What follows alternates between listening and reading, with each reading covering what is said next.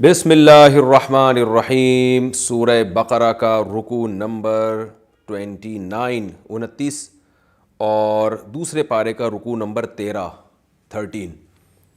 یہ رکوع چل رہا تھا۔ اس کا لفظی ترجمہ بھی ہو چکا ہے، اس کی مختصر گرامر بھی ہو چکی ہے، اس کی تفسیر بھی کافی حد تک ہو چکی ہے۔ 2 ایپیسوڈ ہمارے صرف اسی کی تفسیر میں گزرے، اور انشاءاللہ اب میں اس رکوع کے جو باقی حصہ رہ گیا تھا ہمارا، اس کی میں انشاءاللہ آپ کے سامنے تفسیر پیش کروں گا۔ پچھلے ایپیسوڈ میں جو خلا سے متعلق بہت ڈیٹیل سے میں نے احکام بیان کیے تھے کہ خلا کا لفظی ترجمہ کیا ہے، کن صورتوں میں خلا جائز ہے، کن صورتوں میں مرد مال لے سکتا ہے نہیں لے سکتا، یہ پوری ڈیٹیل گزر چکی ہے۔ آج ہم اس سے آگے چلتے ہیں کہ اللہ تعالیٰ نے خلا کے حکام بیان کرنے کے بعد فرمایا، اور طلاق کے حکام بیان کرنے کے بعد فرمایا تلک حدود اللہ، یہ اللہ کی حدود ہیں، فلا تعتدوها، ان حدود سے تجاوز مت کرو۔ کیا مطلب؟ میاں بیوی کے جو احکام ہیں نا، طلاق کے احکام، یہ اللہ کی طرف سے نازل کردہ ہیں، تو جیسے جیسے بیان کیا گیا ہے آپ کو اسی لا کو فالو کرنا ہے۔ کہ ہمارے ہاں ان قوانین کی دھجیاں اڑائی جاتی ہیں۔ کون سے قوانین گزر گئے؟ ایک تو یہ کہ 2 طلاقوں کے بعد مرد کو رجوع کا حق ہے۔ اب اگر کوئی مرد 1 یا 2 طلاق دے اور بیگم گھر سے بھاگ جائے اور کہ میں نے نہیں رہنا آپ کے ساتھ، تو یہ اللہ کی حدود سے تجاوز ہے، کیونکہ قرآن میں اللہ نے بتا دیا کہ مرد کو رجوع کا حق حاصل ہے۔ دوسرا حکم اللہ نے بیان کیا کہ طلاق کے بعد اگر رکھنا ہے تو عزت کے ساتھ رکھو، چھوڑنا ہے تو بھی تمیز سے، عزت کے ساتھ، اور اس کے حقوق پورے کر کے۔ تو اگر کوئی شخص اس معاملے میں بھی اس حکم کو فالو نہیں کرتا تو وہ بھی اللہ کی حدود سے تجاوز کر رہا ہے۔ تیسرا مسئلہ یہ بیان کیا گیا کہ اگر میاں بیوی حدود اللہ پہ قائم نہیں رہ سکتے تو پھر عورت اگر خلا کی خواہش کرتی ہے اور مہر دے کے اپنے شوہر سے ڈیورس لے لیتی ہے تو یہ بھی جائز ہے۔ تو اب اس کو بھی اگر کوئی برا سمجھ رہا ہے تو یہ بھی حدود اللہ سے تجاوز ہے۔ اور اس میں یہ بھی ہے کہ فی مفتدت بھی کے لفظ میں نے بتایا کہ خلا ایک ایگریمنٹ ہے۔ اگر آپ خلا کو ایگریمنٹ نہیں سمجھتے اور یک طرفہ اس پہ واقع کر دیتے ہیں، جیسے ہماری عدالتیں کر رہی ہیں کہ شوہر کی پرمیشن کے بغیر ہی عورت کو خلا کی ڈگری دے دی جاتی ہے، تو یہ بھی اللہ کی حدود سے تجاوز ہے۔ تو یہ تمام احکام اللہ نے بیان کی اور فرمایا ان حدود سے تجاوز مت کرو۔ وَمَن يَتَعَدَّ حُدُودَ اللَّهِ، جو اللہ کی حدود اور لمٹ کو کراس کرے گا، فَأُولَٰئِكَ هُمُ الظَّالِمُونَ، یہ لوگ ظلم کرنے والے ہیں، اللہ کی نظر میں یہ ظالم لوگ کہلائیں گے۔ تو اب تک جو احکام بیان ہوئے، طلاق رجعی اور خلا جو طلاق بائن ہوتی ہے، یہ دونوں بیان ہوئی ہیں، لیکن ان میں 1 اور 2 طلاقوں کا حکم بیان کیا گیا ہے۔ تو اب طلاق کے حکم کے بعد اللہ اب اگلی آیتوں میں تیسری طلاق کا حکم بیان کر رہے ہیں کہ طلاق خواہ رجعی ہو یا خلا کے ذریعے بائن طلاق ہو، تو یہ 1 یا 2 کے بعد ہی آپ کے پاس آپشن ہے واپس جانے کا، چاہے نئے نکاح کے ذریعے ہو چاہے رجوع کے ذریعے ہو، اس کی تفصیل بیان ہو چکی۔ اب ایک اور طلاق کی ایک قسم ہے کہ جس کے بعد میاں بیوی میں آپس میں ملاپ نہیں ہو سکتا، وہ ان آیتوں میں بیان ہو رہی ہے۔ فرمایا فَإِن طَلَّقَهَا، پس اگر مرد نے ایک اور طلاق دے دی بیوی کو، 2 طلاقوں کے بعد تیسری بھی دے دی، چاہے وہ طلاقیں دونوں خلا کے ذریعے ہوں یا رجعی طلاقیں ہوں یا کنایہ کے ذریعے ہوں، کسی بھی طرح سے ہوں، تو فَإِن طَلَّقَهَا، اللہ نے اگر شوہر نے اگر تیسری طلاق دے دی۔ اچھا یہ بھی ذہن میں رکھیں کہ بعض لوگوں کو یہ اشکال ہوتا ہے کہ یہ رکوع شروع ہوا تھا الطلاق مرتان سے، کہ طلاقیں 2 مرتبہ ہیں، پھر تیسری طلاق اللہ نے بیان نہیں کی بلکہ خلا کے حکام بیان کر دیے، تو یہ بظاہر بے ربط سا کلام ہے۔ تو میں نے جو آپ کے سامنے اس رکوع کی تفسیر بیان کی ہے، اس میں آپ کو اندازہ ہو گیا ہوگا کہ یہ بے ربط کلام نہیں ہے، بہت ہی ترتیب والا کلام ہے کہ رجعی طلاق اور بائن طلاق کو بیان کر کے اب تیسری طلاق کو بیان کیا جا رہا ہے، جس میں یہ مقصد یہ بیان کرنا تھا کہ تیسری طلاق کسی بھی طرح سے ہوگی تو میاں بیوی کو پھر رجوع کا حق حاصل نہیں ہے۔ تو اس لیے آگے اللہ نے بیان فرمایا فَإِن طَلَّقَهَا، اگر مرد نے تیسری طلاق دے دی ہے، فَلَا تَحِلُّ لَهُ، تو یہ بیوی اس مرد کے لیے حلال نہیں ہے، مِن بَعْدُ، اس کے بعد یعنی تیسری کے بعد، حتیٰ یہاں تک کہ تنکحہ، یہ عورت نکاح کر لے، زوجن غیرہ، شوہر سے جو اس کے علاوہ ہو۔ تو زوجن کا لفظ کیوں استعمال کیا یہ میں لفظی ترجمے میں بتا چکا ہوں، یہ کسی اور مرد سے نکاح کرے۔ فَإِن طَلَّقَهَا، پس اگر یہ دوسرا مرد بھی طلاق دے دے اس عورت کو، فَلَا جُنَاحَ عَلَيْهِمَا، تو پرانے والے میاں اور اس عورت میں دونوں میں کوئی حرج نہیں ہے، ان یتراجعا، کہ یہ دونوں رجوع کر لیں۔ یہاں رجوع سے مراد دونوں دوبارہ شادی کر لیں، کیونکہ دونوں رجوع کا مطلب ہی یہی ہے کہ دونوں پرانی زندگی پہ آ جائیں، یعنی دوبارہ سے نکاح کر لیں، ان ظنا بشرطے کہ ان دونوں کو گمان ہو کہ یہ اللہ کی حدود پر قائم رہ سکیں گے۔ اور یہ پھر فرمایا وَتِلْكَ حدود اللہ، یہ بھی اللہ کی حدود ہیں، یبینھا لقوم یعلمون، ان لوگوں کے لیے بیان کرتا ہے جو جانتے ہیں۔ تو یہ بھی اسلام کا ایک امتیازی حکم ہے کہ اسلام میں ایک ڈیورس کی ایک ایسی بھی اسٹیج ہے جس میں میاں بیوی کو دوبارہ نکاح کی اجازت نہیں ہے، دنیا کے کسی اور مذہب میں یہ حکم نہیں ہے۔ تو اس کی تفسیر یہ ہے کہ مرد اگر تیسری طلاق دے دے تو اسلام میں پھر اس مرد کے لیے اس عورت سے دوبارہ نکاح جائز نہیں ہے۔ اس کی تفصیل احادیث میں آتی ہے۔ عبداللہ ابن عباس رضی اللہ عنہ فرماتے ہیں، حضرت عائشہ رضی اللہ تعالیٰ عنہ سے بھی روایت ہے، ابو داؤد میں اور موطا امام مالک میں یہ احادیث موجود ہیں کہ زمانہ جاہلیت میں لوگ طلاقیں دیتے رہتے تھے، رجوع کرتے رہتے تھے۔ اب جیسے عدت پوری ہونے والی ہوتی عورت کی اور وہ سمجھتی کہ اب میرا نکاح ختم ہوگا تو میں کہیں اور شادی کروں گی، تو مرد دوبارہ رجوع کر لیتا اور پھر حقوق بھی ادا نہ کرتا، تو یہ ظلم بہت ہوتا تھا۔ تو عبداللہ بن عباس رضی اللہ عنہ سے صحیح سند سے یہ بات منقول ہے کہ جب میں 3 طلاق کا مسئلہ بیان کروں گا نا اگلے ایپیسوڈ میں انشاءاللہ، تو اس میں یہ بہت زیادہ تفصیل سے روایتیں آئیں گی۔ عبداللہ بن عباس نے فرمایا کہ اللہ تعالیٰ نے اس حکم کو منسوخ کیا اور یہ آیتیں نازل ہوئیں، الطلاق مرتان، طلاق 2 مرتبہ ہیں، اور فَإِن طَلَّقَهَا، اگر تیسری طلاق مرد نے دے دی تو مرد پھر نکاح بھی نہیں کر سکتا، رجوع تو دور کی بات ہے۔ تو اس زمانے جاہلیت کے حکم کو منسوخ کیا گیا اس کے ذریعے کہ بھائی تیسری کے بعد مرد کے لیے، کیونکہ عورت کی طبیعت میں ہے نرمی، مرد بہلا پھسلا کے بعض دفعہ دوبارہ نکاح کر سکتا ہے اس کو۔ پہلے تو یہ تھا کہ تیسری طلاق کے بعد بھی رجوع کر سکتا تھا، اب اللہ نے کیا کیا کہ صرف رجوع نہیں، نکاح تو ختم، رجوع تو ہو ہی نہیں سکتا، نکاح بھی نہیں کر سکتے، یعنی بہت زیادہ سختی کر دی، کیونکہ عورت کی طبیعت میں ہوتی ہے نرمی۔ تو بعض دفعہ مرد طلاق دینے کے بعد پھر ان نرم باتیں کر کے بہلا پھسلا کے عورت کو دوبارہ اپنے نکاح میں لے آئے گا، جب دوبارہ نکاح میں لے آئے گا تو پھر عورت کے لیے جان چھڑانا دوبارہ بہت مشکل کام ہو جائے گا، اور پھر مرد اس کو لٹکا کے چھوڑے گا اور اب دوبارہ طلاق بھی نہیں دے گا، کیونکہ اس کو پتہ ہے میں نے پہلے دفعہ طلاق دے کے میں پچھتایا تھا۔ تو اس لیے اللہ تعالیٰ نے یہ حکم دے دیا کہ مرد عورت کی جو فطری نرمی ہے عورت کی طبیعت میں، اس فطری نرمی سے فائدہ نہ اٹھا سکے اور طلاق کے لفظ سے بار بار کھیل نہ سکے، کیونکہ زمانے جاہلیت میں سینکڑوں ہزاروں طلاقیں دینے کے بعد بھی عدت سے پہلے رجوع کا حق حاصل تھا۔ تو اسلام نے کہہ دیا، یعنی 2 تبدیلیاں کی ہیں اسلام نے۔ پہلی تبدیلی یہ کی کہ عدت کے اندر رجوع کا حق حاصل ہے، عدت کے بعد تم رجوع نہیں کر سکتے، عدت کے بعد نکاح ختم ہو جائے گا، اور یہ بھی 2 طلاق۔ دوسرا حکم اسلام نے یہ دیا کہ 3 کے بعد تو رجوع کا حق تو دور کی بات، بلکہ دوبارہ نکاح بھی نہیں ہو سکتا، کیونکہ زمانے جاہلیت میں 3 کے بعد عدت کے اندر میں دوبارہ اس کو بیان کرتا ہوں، مجھ سے بیان کرنے میں تھوڑی غلطی ہوئی ہے۔ 2 حکم تبدیل کیے گئے، ایک تو یہ تھا کہ زمانہ جاہلیت میں تیسری طلاق کے بعد بھی عدت کے اندر رجوع کا حق حاصل تھا اور عدت کے بعد دوبارہ نکاح کا حق حاصل تھا۔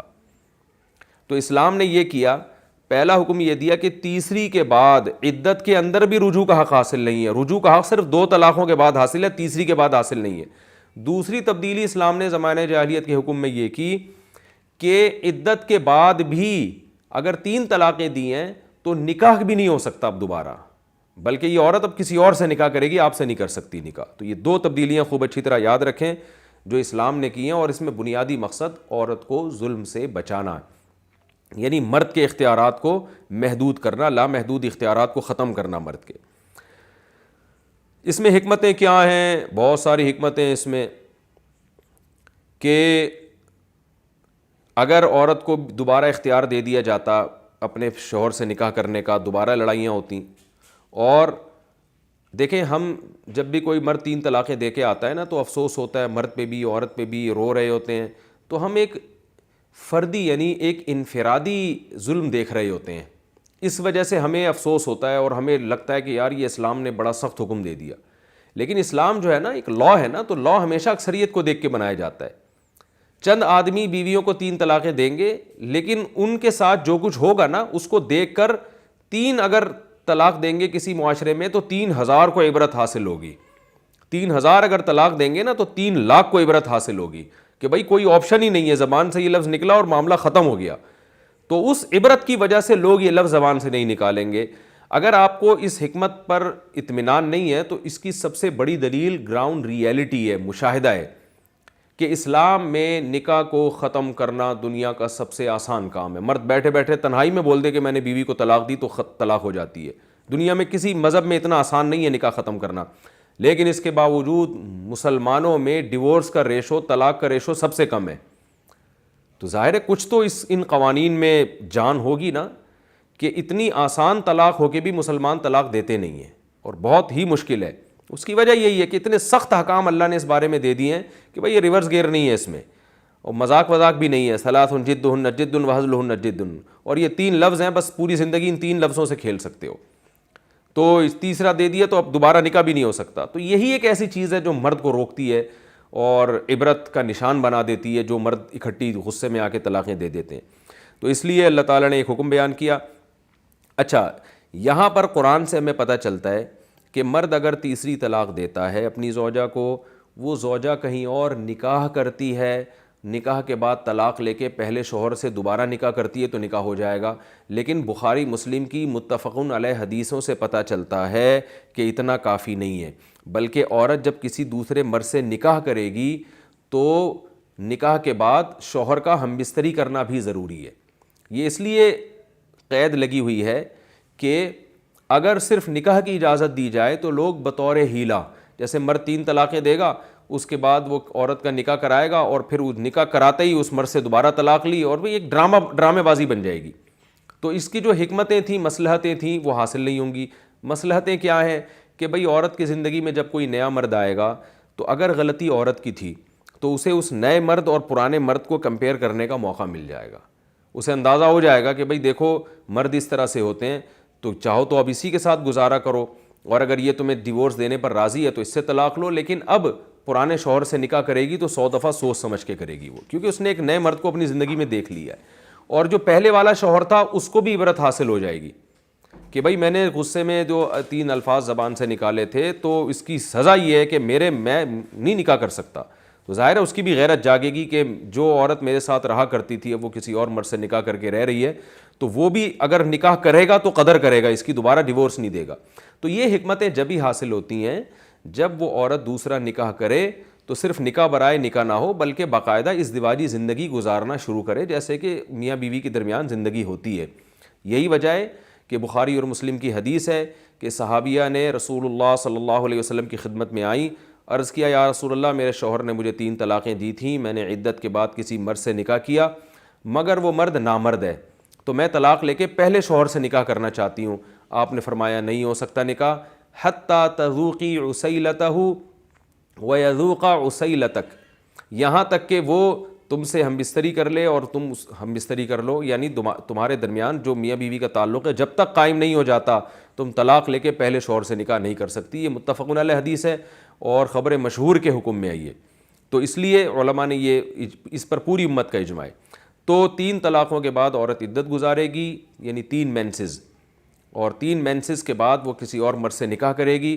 نکاح کرنے کے بعد وہ شوہر ہم بستری کرے گا. ہم بستری کرنے کے بعد اگر وہ طلاق دے دیتا ہے تو پھر 3 مینسز مزید گزریں گے. 3 مینسز گزرنے کے بعد پھر یہ پہلے شوہر سے بھی نکاح کر سکتی ہیں، کہیں اور بھی کر سکتی ہے. تو یہ پورا پروسیس گزرنا ضروری ہے. ہاں یہ اگر پہلے سے باقاعدہ زبان سے ایگریمنٹ کیا جائے، پلاننگ کی جائے، اور عورت اس شرط پہ نکاح کرے اور شرط لگائے کسی مرد کے ساتھ کہ میں اس شرط پہ آپ سے نکاح کر رہی ہوں کہ ہم بستری کے بعد آپ نے مجھے لازمی طلاق دینی ہے تاکہ میں اپنے پہلے شوہر سے نکاح کروں، تو یہ پلاننگ کر کے یہ عمل حرام ہے، ناجائز ہے.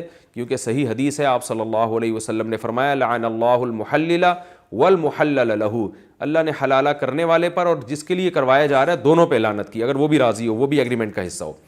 تو اگر پلاننگ کر کے نہیں ہے تو پھر قرآن نے اس کو بیان کیا ہے کہ بغیر پلاننگ کے یہ اگر ایسا ہو جاتا ہے تو یہ جائز ہے، اس میں کوئی گناہ نہیں ہے. تو وَتِلْكَ حُدُودُ اللَّهِ.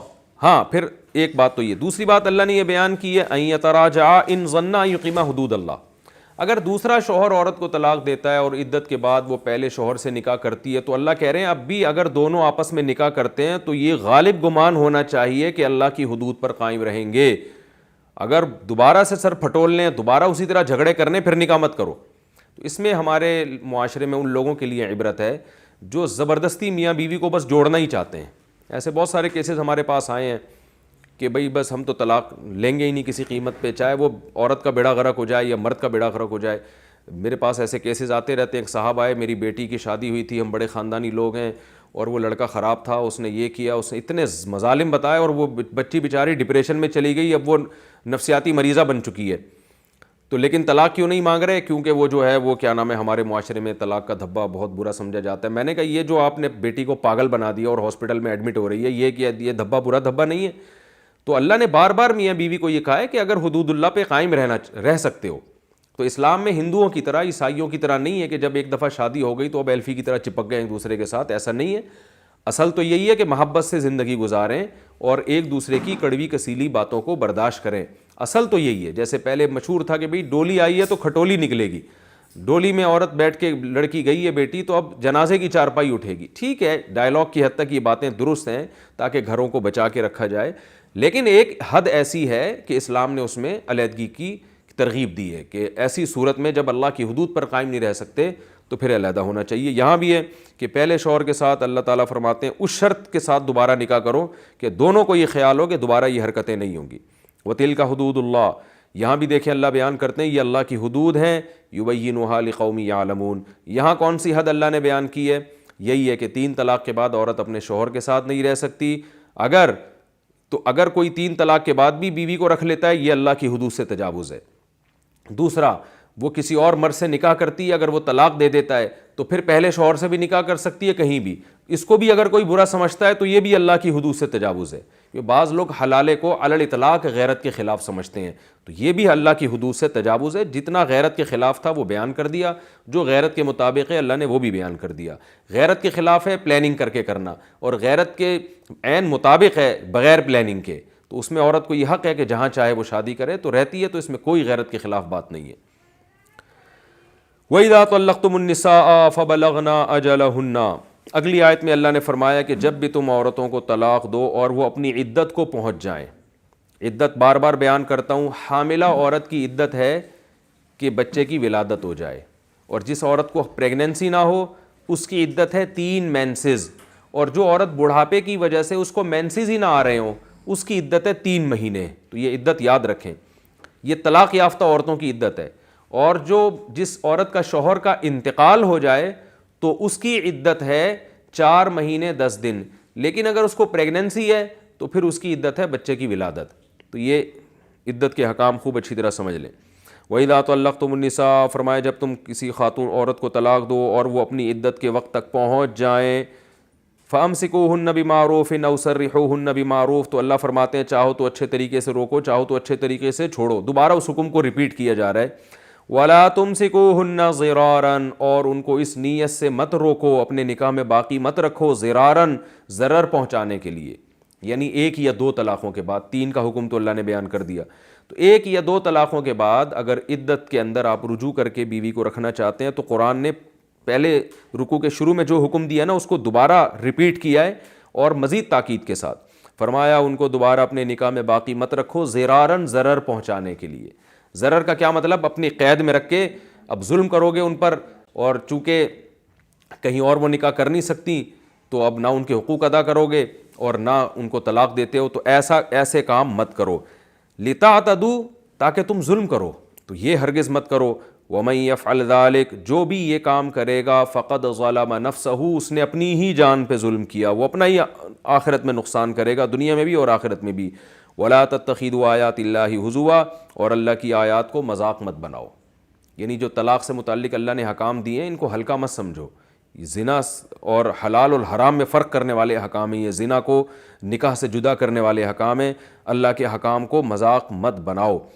تو وَاذْكُرُوا نِعْمَتَ اللَّهِ عَلَيْكُمْ, تو اللہ نے اپنے حکم کو فالو کرانے کے لیے ایک تو ہمیں حکم دیا کہ اللہ کی آیات کو مذاق مت بناؤ, اللہ کے حکام کو یعنی, اور دوسرا اللہ بتا رہے ہیں کہ تم شکر کرو کہ تم پر آسمان سے یہ حکام نازل ہو رہے ہیں. غیر مسلموں کے پاس یہ حکام نہیں ہے, وہاں انسان ہیں جو حکام بیٹھ کے بناتے ہیں جن میں غلطی بھی ہو سکتی ہے, درست بھی ہو سکتے ہیں. لہذا ان کے جو لوگ فالو کرتے ہیں ان حکام کو, ان کو پورا اطمینان نہیں ہوتا کہ ہم صحیح بھی کر رہے ہیں کہ غلط کر رہے ہیں. تم ان حکام کو اس لیے فالو کرو کہ وَاذْكُرُوا نِعْمَتَ اللَّهِ عَلَيْكُمْ, اللہ کی نعمت کو یاد کرو جو اللہ تمہارے اوپر کر رہا ہے. کیسے؟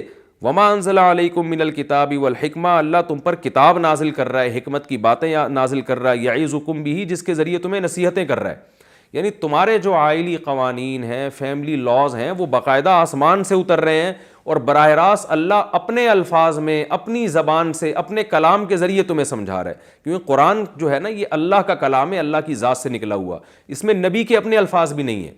کچھ احکام تو نبی صلی اللہ علیہ وسلم نے بیان کیے ہیں، لیکن قرآن کہہ رہے ہیں یہ نبی بیان نہیں کر رہے تو ہم بیان کر رہے ہیں، براہ راست ہم تم سے خطاب کر رہے ہیں.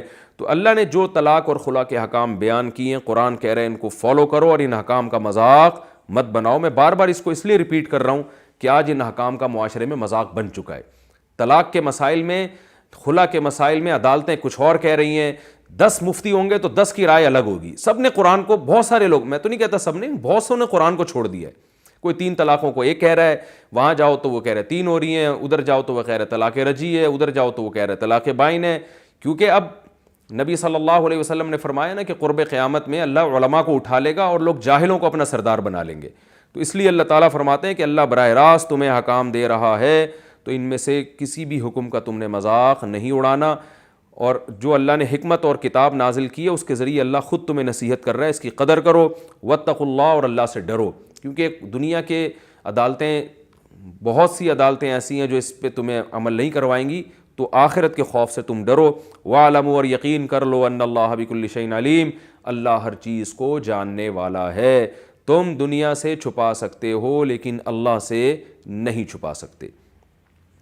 تو یہ تو رکوع مکمل ہو گیا اور اس کی تفسیر بھی مکمل ہو گئی. اس پہ جو علمی اسباق ہمیں ملتے ہیں وہ میں نمبر وار انشاءاللہ بیان کروں گا. اس کے بعد اگلا جو ایپیسوڈ ہوگا وہ ٹوٹل 3 طلاق کے موضوع پر ہوگا، کیونکہ یہ ٹاپک بہت اہم ہے اور بعض لوگوں نے اس میں بڑی کنفیوژن پیدا کر دی ہے کہ بھئی قرآن و سنت میں 3 ایک ہوتی ہیں. تو اگلے جو ہمارے ایپیسوڈ ہوں گے وہ صرف اور صرف اکٹھی 3 طلاقوں کے مسئلے کو اس میں فوکس کروں گا کہ 3 طلاقیں 3 ہوتی ہیں یا ایک ہوتی ہیں، قرآن و سنت اور اجماع امت اور صحابہ کے فتاویٰ کی روشنی میں، تاکہ یہ مسئلہ بالکل کلیئر ہو جائے، اس میں کسی قسم کا ابہام باقی نہ رہے اور پتہ چل جائے کہ قرآن و سنت کیا کہتا ہے.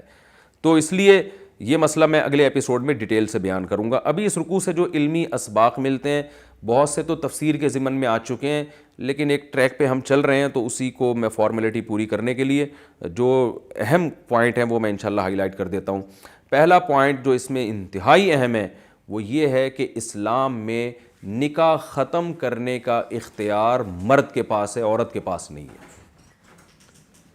اس میں حکمتیں ہیں، مصلحتیں ہیں. بہرحال ہماری سمجھ میں حکمتیں مصلحتیں نہ بھی آئیں تو بھی یہ ایک طے شدہ حکم ہے جس پہ چاروں اماموں کا اتفاق ہے، تمام صحابہ کا اتفاق ہے، قرآن کی آیتیں ہیں. کیونکہ ان آیتوں میں آپ دیکھیں بار بار قرآن مرد کو یہ کہہ رہا ہے کہ عورت کو اپنے نکاح میں اس نیت سے باقی مت رکھو کہ تم اسے نقصان پہنچاؤ گے، اس نیت سے باقی مت رکھو. کیوں؟ یہ الفاظ صاف بتا رہے ہیں کہ عورت اپنی مرضی سے مرد کے نکاح سے نکل نہیں سکتی. اختیارات مرد کو دیے گئے ہیں.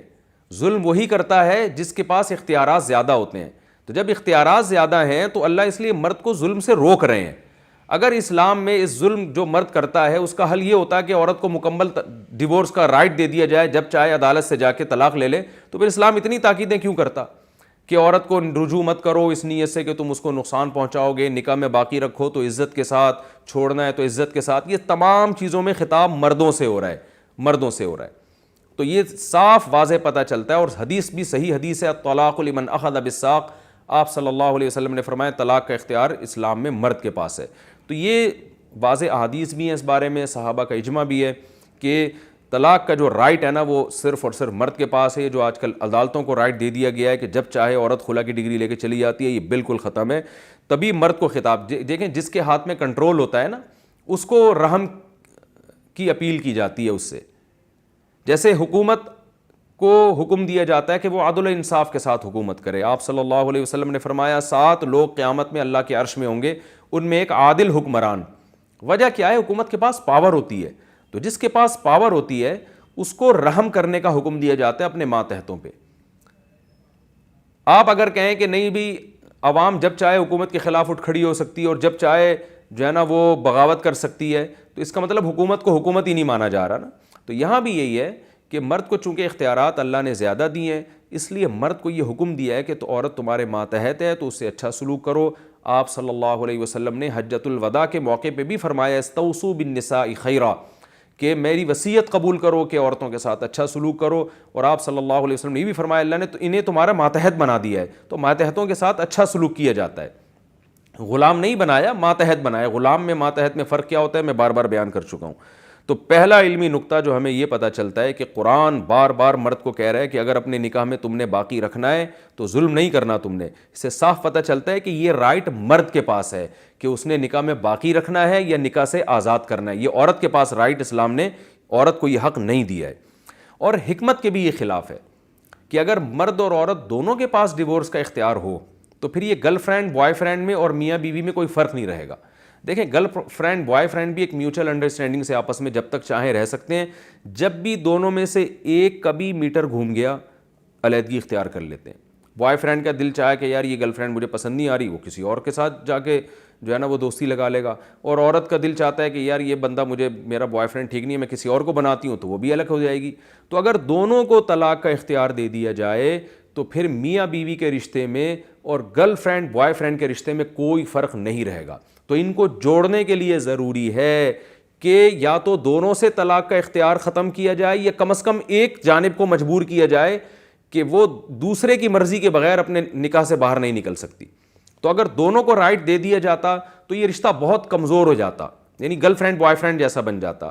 دونوں سے طلاق کا حق چھین لیا جاتا تو پھر وہ شادیاں جو میچنگ کی نہیں ہوتی، جن میں حدود اللہ پہ قائم رہنا ممکن نہیں ہوتا، تو وہ پھر نفسیاتی مریض بنتے، خودکشیاں کرتے اور سر پھٹولتے ایک دوسرے کا۔ تو اس لیے بالکل اعتدال کا راستہ اسلام نے اختیار کیا ہے کہ ایک کو اختیار دیا جائے، دوسرے سے اختیار کو چھین لیا جائے۔ تو وہ اختیار اللہ نے مرد کو دیا کیونکہ مہر مرد دیتا ہے اور مرد کا خرچہ زیادہ ہے اور مرد جو ہے اس میں برداشت کی قوت زیادہ ہوتی ہے، تو اس بیس پہ مرد کو دیا گیا۔ عورت کو اگر یہ رائٹ دیا گیا ہے تو چند صورتوں میں کہ جہاں مرد بہت زیادہ ظلم کر رہا ہو، بالکل واضح ظلم، جو میں نے جس کی تفصیل میں نے پچھلے ایپیسوڈ میں ڈیٹیل سے بیان کی ہے کہ کن کن صورتوں میں عورت کو یہ حق حاصل ہے کہ وہ عدالت کے ذریعے از خود اپنا نکاح ختم کروا سکتی ہے، لیکن عمومی اس کو یہ رائٹ نہیں دیا گیا۔ تو یہ بھی اسلام کا ایک حکم ہے جو ہمیں سورہ بقرہ کے اس رکوع سے پتہ چلتا ہے۔ دوسری بات، یہاں پر اللہ تعالیٰ نے یہ جو ہمارے معاشرے میں جہیز لے لیتے ہیں، طلاق کے بعد عورت سے جہیز چھین لیتے ہیں، اس کی بھی واضح لفظوں میں نفی کی گئی ہے کہ اگر تم ڈیورس دیتے ہو اپنی زوجہ کو تو تمہیں کچھ بھی جو کچھ تم نے اس کو دیا ہو تمہیں واپس لینے کی اجازت نہیں ہے۔ آپ اندازہ لگائیں کہ قرآن آپ کی دی ہوئی چیزوں کو واپس لینے کی پرمیشن نہیں دے رہا، تو آپ کی وائف کو اس کے باپ نے جو گفٹ دی ہے ان پہ قبضہ کرنے کی آپ کو اجازت کہاں سے دے گا؟ تو یہ جو لوگ طلاق کے بعد عورت کے جہیز پہ قبضہ کر کے رکھ لیتے ہیں، اس حکم کی وہ دھجیاں اڑا رہے ہوتے ہیں، ان کو اللہ کے عذاب سے ڈرنا چاہیے۔ تو یہ بھی ایک اہم علمی نقطے کی بات ہے جو ہمیں اس رکوع سے پتہ چلتی ہے۔ تیسری جو اہم پوائنٹ کی بات ہمیں پتہ چلتی ہے اس رکوع سے وہ یہ ہے کہ اللہ تعالیٰ نے حکم دیا کہ دونوں میں ملاپ اس صورت میں کرو کہ یہ دونوں اللہ کی حدود پہ قائم رہ سکتے ہوں۔ تو یہ میں تفسیر کے ضمن میں بھی بتا چکا ہوں کہ زبردستی میاں بیوی کو ایک دوسرے پہ تھوپنا بھی ٹھیک کام نہیں ہے، اور یہ تھوپا اس لیے جاتا ہے کہ ڈیورس کو نا ہمارے معاشرے میں ضرورت سے زیادہ برا سمجھا جانے لگا ہے۔ ڈیورس اچھی چیز نہیں ہے۔ آپ صلی اللہ علیہ وسلم نے فرمایا ان ابغض الحلال الی اللہ الطلاق، حلال چیزوں میں سب سے زیادہ ناپسند اللہ کو طلاق لگتی ہے۔ تو بے شک ناپسندیدہ ہے لیکن چند کنڈیشنوں میں وہ ناپسندیدہ نہیں رہتی۔ تو یہ جو زبردستی تھوپا جاتا ہے، اور ایک علمی نقطے کی بات یہ بھی پتہ چلتی ہے کہ اللہ نے فرمایا کہ اچھے طریقے سے رکھو، اچھے طریقے سے چھوڑو۔ تو یہ جو طلاق کے بعد میاں بیوی ایک دوسرے پہ الزامات لگاتے ہیں، یہ بھی غلط ہے۔ تو آج ہمارے معاشرے میں بہت ہوتا ہے کہ ڈیورس کے بعد لوگ بھی نہیں چھوڑتے، بھئی کیوں دی طلاق کیوں دی؟ چھوڑ دو ان کو، اپنے حال پہ نہیں بن سکی، آپس میں حدود اللہ پہ قائم نہیں رہ سکتے تھے، اس نے دے دی طلاق اور وہ الگ رہ رہی ہے، یہ الگ رہ رہا ہے، تو آپ کیوں کسی کے ذاتی معاملات میں پڑتے ہیں؟ لیکن ہمارے ہاں چونکہ لوگ پوچھ کے تنگ کرتے ہیں، زج کر دیتے ہیں، تو شوہر بدنامی سے بچنے کے لیے بیوی پہ الزامات لگاتا ہے کہ وہ ایسی تھی، وہ یوں تھی، وہ خراب تھی، وہ 2 نمبر تھی، جو الزام اس کے منہ میں آتا ہے لگاتا ہے وہ، اور پھر عورت بھی اپنے شوہر پہ الزام لگاتی ہے وہ تو بد کردار تھا، وہ تو ایسے تھا، وہ تو یہ کرتا تھا، وہ تو خرچہ نہیں دیتا تھا۔ وجہ کیا ہے؟ دونوں اپنی عزت کو بچانے کے چکر میں لگے ہوتے ہیں۔ تو یہ سب حدود اللہ سے تجاوز ہے۔ بار بار اللہ قرآن میں کہہ رہے ہیں اللہ کی حدود پہ قائم رہو، حدود سے تجاوز مت کرو، عزت سے رکھو، عزت سے چھوڑو۔ تو دونوں کی عزت برقرار رہنی چاہیے، نکاح سے پہلے بھی، نکاح کے بعد بھی۔ تو اس لیے طلاق کے بعد اگر کوئی شخص بیوی کو برا بھلا کہہ رہا ہے تو اس کی باتوں میں آ کے اس کی بیوی کو برا نہ کہیں، بلکہ اس کو برا کہیں کہ جب تمہارے درمیان علیحدگی ہو گئی ہے تو تم کیوں اس پہ الزامات لگا رہے ہو۔ اور اگر طلاق لینے کے بعد یا طلاق کے بعد کوئی عورت اپنے شوہر پہ الزامات لگا رہی ہے تو پھر بجائے اس کے الزامات کی وجہ سے آپ شوہر کو برا کہیں، اس عورت کو برا کہیں آپ کہ جب تمہاری علیحدگی ہو گئی تو چھوڑ دو اپنے حال پہ، وہ تمہارے لیے اجنبی بن گیا ہے، کیوں الزامات لگا رہی ہو۔ تو اس کلچر کو معاشرے میں پروموٹ کرنے کی کوشش کرنی چاہیے۔ یہ تو ہو گیا مسئلہ، اس رکوع یہ ہمارا الحمدللہ کمپلیٹ ہو گیا۔ اسی رکوع میں میں طلاق کا جائز اور شرعی طریقہ بھی بیان کر دیتا ہوں تاکہ یہ ہمارا ایک ایپیسوڈ طلاق کے حکام سے متعلق کمپلیٹ ہو جائے۔ تو طلاق کن صورتوں یعنی طلاق اگر کوئی دینا چاہتا ہی ہے تو وہ کس طرح سے دے گا، ناجائز طلاق کیا ہوتی ہے، جائز طلاق کیا ہوتی ہے، تو یہ خوب اچھی طرح سمجھیں کہ طلاق کی 3 قسمیں ہیں۔ ایک سب سے افضل طریقہ، مستحب طریقہ جو صحابہ اور تابعین کا تھا۔ دوسرا طریقہ افضل تو نہیں ہے لیکن جائز ہے، جس کو طلاق سنت بھی کہا جاتا ہے۔ سنت کا مطلب یہ ہے کہ غیر شرعی نہیں ہے وہ۔ تیسرا طریقہ ہے طلاق بدعت، بدعی طلاق جسے کہا جاتا ہے، ناجائز طلاق کہا جاتا ہے۔ وہ تینوں قسم کی طلاقیں جاتی ہیں لیکن طریقہ ہے۔ تو سب سے افضل اور بہتر طریقہ مصنف ابن ابی شیبہ کی روایت ہے کہ صحابہ کرام اس طریقے سے طلاق دیا کرتے تھے۔ جو سب سے افضل طلاق ہے وہ یہ ہے کہ کسی کی زوجہ جب مینسز سے فارغ ہو جائے، یعنی اس کو حیض آنا بند ہو جائے اور وہ پاکی کے ایام میں ہو، تو مرد اس سے ہم بستری نہ کرے۔ ہم بستری اگر کر لی ہے تو اب طلاق نہیں دے سکتا وہ، اب یہ ناجائز ہو جائے گی، بلکہ اب طلاق دینے کے لیے اس کو مینسز کا انتظار کرنا پڑے گا۔ دوبارہ مینسز آئیں گے، جب دوبارہ وہ حیض سے پاک ہوگی تو پھر اس میں طلاق دے گا تو وہ جائز طلاق ہوگی۔ تو کیا کرنا ہے کہ اگر نہیں بن پا رہی، ہر طرح سے کوشش کر لی، اب علیحدگی اختیار کرنی ہے، تو پاکی کے ایام میں بیوی سے ہم بستری کیے بغیر صرف ایک طلاق دینی ہے۔ اس ایک طلاق کے بعد، طلاق کے الفاظ کیا ہوں گے؟ میں تمہیں ڈیورس دیتا ہوں یا میں تمہیں طلاق دیتا ہوں، یہ صریح الفاظ استعمال ہوں گے۔ اس کے بعد کیا ہوگا کہ جو طلاق یافتہ خاتون ہے وہ بھی ایک دم جوش میں آ کے گھر سے باہر نہ جائے، اپنے بھائیوں کو فون کر کے شوہر کو پٹوانے کی کوشش نہ کرے، کیونکہ اس سے معاملہ سدھرنے کے بجائے اور خراب ہو جائے گا، برباد ہو جائے گا معاملہ۔ تمیز سے عزت کے ساتھ شوہر ہی کے گھر میں رہے، اور شوہر پر لازم ہے کہ وہ اب یہ دیکھے کہ میں نے اس بیوی کو رکھنا ہے یا نہیں رکھنا۔ اگر اس کا یہ فیصلہ ہے کہ میں نے نہیں رکھنا تو پھر وہ جو ہے نا احتیاط کرے اور زوجہ سے ہم بستری کو ترک کر دے۔ نہ تو وہ ہم بستری کر سکتا ہے اپنی زوجہ سے، اور نہ وہ کام کیا جا سکتا ہے جو میاں بیوی ہی کے درمیان ہے، بوس و کنار وغیرہ، یعنی کوئی بھی سیکشول ریلیشن اس سے بالکل بھی قائم نہ کرے، کیونکہ اگر اس نے کوئی بھی سیکشول ریلیشن قائم کر لیا بوس و کنار کی حد تک بھی، تو اس سے خود بخود رجوع ہو جائے گا، اور یہ جو ایک طلاق دی تھی اب اس سے نکاح ختم نہیں ہوگا اس کا، اب نکاح ختم کرنے کے لیے اس کو دوسری طلاق دینی پڑے گی، جو کہ غیر یعنی بہتر نہیں ہے یہ۔ تو اس لیے سب سے افضل کیا ہے کہ ایک طلاق دی اور زوجہ کو اپنے حال پہ چھوڑ دیا۔ اب انتظار کرنا ہے 3 مینسز کا۔ اگر بیوی کو پریگننسی ہے تو بچے کی ولادت کا انتظار کرنا ہے، بچے کی ولادت ہوتے ہی نکاح ختم ہو جائے گا، چاہے اگلے دن ہی ولادت ہو جائے۔ اور اگر پریگننسی نہیں ہے تو 3 مینسز گزریں گے، تیسرے مینسز کے ختم ہوتے ہی عورت کو جو ہے نا نماز کا ٹائم جب گزر جائے گا یا وہ غسل کر لے گی تو فوراً عدت پوری ہو جائے گی عورت کی، اور نکاح میاں بیوی کے درمیان ختم ہو جائے گا۔ تو یہ سب سے افضل طریقہ ہے۔ اب عدت کے دوران جب تک عورت شوہر کے گھر میں ہے تو قرآن نے سورہ طلاق میں 28ویں پارے کی پہلی آیتیں ہیں، آپ پڑھ لیں، اس میں اللہ نے حکم دیا ہے کہ طلاق کے بعد آپ عورت کو گھر سے نہیں نکال سکتے، اور اس دوران نان نفقہ بھی آپ ہی کے ذمے ہے۔ قرآن و سنت سے ہمیں واضح طور پہ پتہ چلتا ہے یہ۔ تو اب کیا ہوگا کہ اس دوران نان نفقہ آپ دیتے رہے ہیں اور آپ نے زوجہ سے سیکشول ریلیشن بھی قائم نہیں کیا۔ یہ 3 مہینے کا عرصہ بہت ہوتا ہے، شوہر کو بھی سوچنے کا موقع ملے گا اور اس کی وائف کو بھی سوچنے کا موقع ملے گا، دونوں ایک گھر میں رہتے ہوئے ایک دوسرے سے دور ہیں۔ اگر عورت کی غلطی ہوگی، اسے اپنی غلطی کا احساس ہوگا، وہ کوشش کرے گی شوہر کو اپنی طرف مائل کرنے کی، تو اس دوران اگر وہ اپنی کوشش میں کامیاب ہو جاتی ہے، غلط فہمیاں دور ہو جاتی ہیں، تو قرآن کہہ رہا ہے کہ شوہر اگر رجوع کرتا ہے، چاہے زبان سے ہو یا عملاً رجوع ہو، یعنی زوجہ سے ریلیشن قائم کر کے، تو قرآن کے الفاظ ہیں جو ابھی ہم نے سورہ بقرہ میں پڑھے کہ اس نیت سے رجوع نہیں کرنا کہ دوبارہ یہی حرکتیں کرنی ہیں، دوبارہ طلاق دینی ہے، اگر طلاق دینے کا دوبارہ پروگرام ہے پھر رجوع مت کرو۔ تو اگر عزت کے ساتھ رکھنا ہے، وہ پرانی سب بھلا دیا، نئی زندگی کا آغاز کر رہے ہو تو رجوع کرو، نہیں کرنا تو پھر چھوڑ دو اس کو اپنے حال پہ، اسی طرح جانے دو۔ تو یہ آپ کو 3 مہینے میں بہت زیادہ سوچنے کا موقع ملے گا، آپ کی وائف کو بھی، آپ کو بھی، کیونکہ اور یہ ہمارے یہاں اس حکم کی دھجیاں اڑائی جاتی ہیں، بار بار کہہ رہا ہوں، جیسے ہی مرد ڈیورس دیتا ہے عورت اپنے بھائیوں کو بلا لیتی ہے، ٹانگیں توڑنا اور پھر وہ معاملہ بگڑتا ہی چلا جاتا ہے، جوڑ کی صورت بنتی نہیں ہے۔ تو سورہ طلاق کی ابتدائی آیات میں 28ویں پارے میں اللہ نے بتایا ہے کہ لا تدری لعل اللہ یحدث بعد ذلک امرا، ہو سکتا ہے اللہ دونوں میں کوئی جوڑ کی صورت پیدا کر دے، تو جذبات میں مت آؤ۔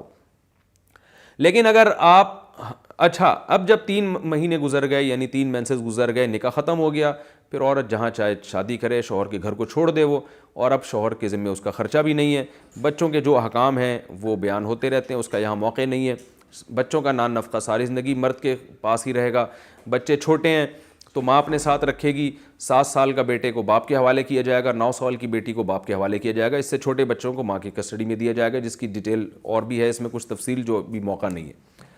تو یہ سب سے افضل طریقہ ہے جو صحابہ اور تابعین کا تھا۔ دوسرے نمبر پہ جو طریقہ ہے وہ بھی جائز ہے لیکن وہ افضل نہیں ہے، وہ یہ ہے کہ جب عورت حیض سے پاک ہوتی ہے، پاکی کے ایام میں مرد اس کو 1 طلاق دے، لیکن اس کے قریب نہ جائے، قریب چلا گیا پھر طلاق نہیں دے سکتا وہ۔